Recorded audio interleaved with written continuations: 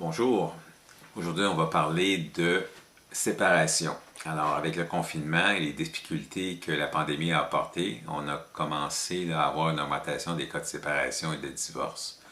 Alors la pandémie a obligé beaucoup de personnes à se remettre en question, soit se réorientant dans leur carrière ou en réorganisant l'espace disponible pour l'adapter au télétravail à la maison. Alors, le stress associé aux pertes financières et l'incertitude prolongée depuis plusieurs mois due à la pandémie a augmenté la frustration et l'irritabilité de plusieurs personnes. Alors, le divorce comporte une part de difficultés émotionnelles et de décisions financières importantes qu'il faut savoir gérer. Alors, si vous devez régler les questions de garde d'enfants et de pension alimentaire, mais une des plus importantes décisions concerne toujours la maison. Alors, la vie d'un tiers neutre et bien documenté vous permettra de prendre des décisions rationnelles plutôt qu'émotives. La première question à se poser, c'est si vous voulez continuer à vivre dans la maison.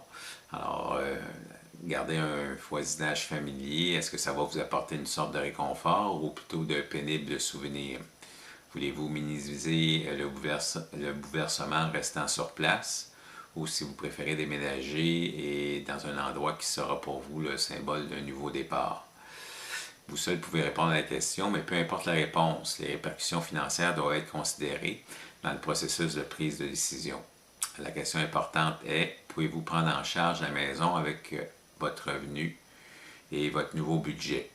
Pouvez-vous rouvrir votre hypothèque et négocier un refinancement? Est-il préférable de vendre ou acheter d'autres choses? Puis, que pensez-vous pouvoir acheter avec vos nouveaux moyens? Alors, il y a 4 scénarios qui s'offrent à vous. Vendre la maison et partager les profits. Alors, ça, c'est le principal intérêt pour cette option, c'est de maximiser le prix de vente de la propriété. Après les dépenses entourant la vente et avoir fixé le partage des profits, que restera-t-il? Est-ce qu'il va y avoir assez d'argent pour votre mise de fonds pour la nouvelle propriété? Le partage pourrait ne pas être moitié-moitié parce que le jugement de divorce pourrait s'attuer autre chose.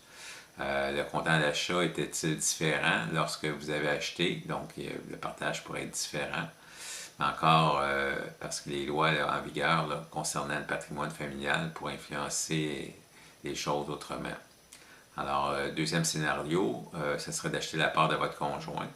Mais comment allez-vous faire face à vos obligations mensuelles si vous disposez que d'un salaire? Alors, si vous êtes préqualifié quand vous avez acheté avec 2 revenus, ça peut être difficile de renégocier votre hypothèque si vous êtes tout seul.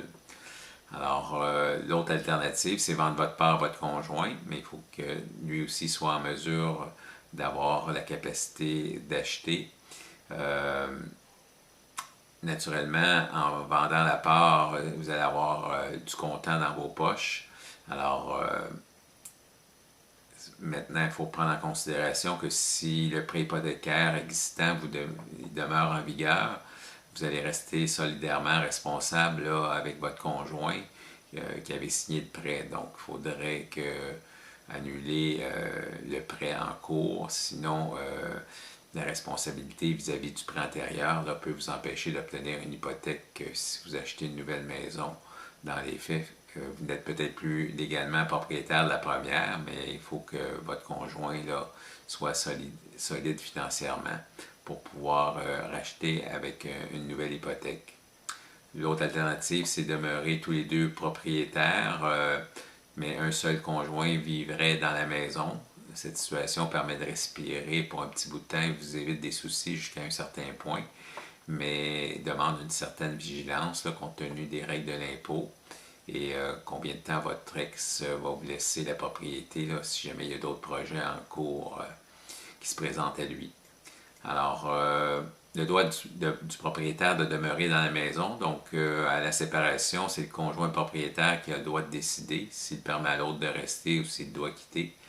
Alors, naturellement, il y a quand même une certaine preuve de bon sens dans l'exercice de ses droits. Il n'y a pas à expulser le conjoint à 3 heures du matin, un jour de Noël, par exemple.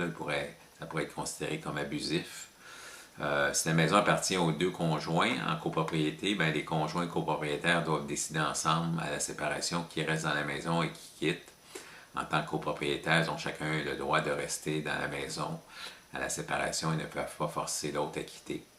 Alors ainsi, le conjoint qui quitte la maison peut tenter de réclamer à l'autre une compensation financière pour la perte de son droit d'utiliser la maison. La possibilité d'exclure le propriétaire à la séparation, si c'est dans l'intérêt des enfants, il y a toujours possibilité au conjoint de tenter de forcer tout conjoint, propriétaire ou copropriétaire à quitter la maison temporairement. Toutefois, ce conjoint doit avoir la garde d'enfants mineurs, doit démontrer aussi qu'il est dans l'intérêt des enfants d'occuper la maison, puis il doit faire une demande en justice pour demander la permission d'occuper la maison et d'exclure le propriétaire ou le copropriétaire de celle-ci. Par contre, un juge peut toujours refuser ce type de demande, même si l'exclusion est demandée pour un temps limité.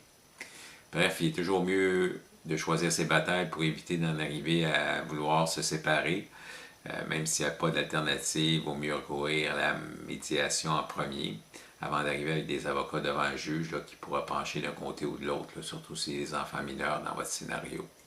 Alors, si vous désirez avoir une idée de la valeur marchande de votre propriété, on pourra s'asseoir ensemble et regarder ce qui va vous rester après tous les coûts afférents à la vente de l'immeuble.